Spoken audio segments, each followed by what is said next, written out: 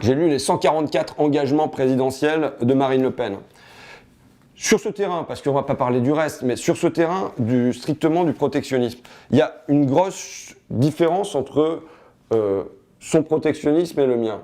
C'est on se protège contre quoi? On se protège contre qui?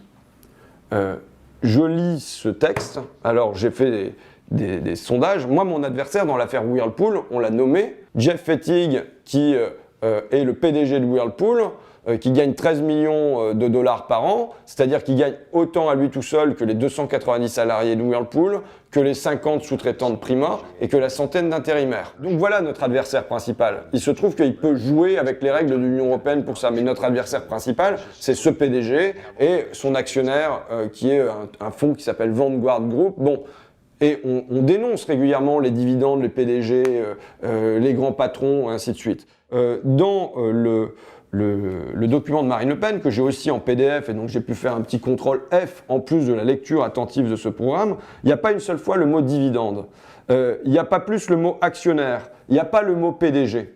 Et je pense que quand il s'agit de dire qui est l'adversaire, c'est un grand manque. Parce qu'aujourd'hui, les actionnaires ont récolté, cette année, 56 milliards d'euros de dividendes en France pour ce qui est simplement du CAC 40. Je pense que c'est une ponction sur l'économie française, c'est une ponction sur les salariés. Eh bien ça ne se retrouve pas du tout dans le programme de Marine Le Pen. On a à 8 reprises le mot étranger.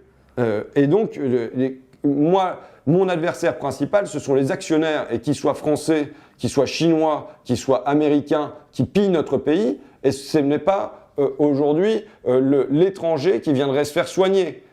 Puisque c'est ça l'un des engagements de Marine Le Pen, c'est dire qu'on retire la CMU en gros aux étrangers qui se feraient soigner sur le territoire français.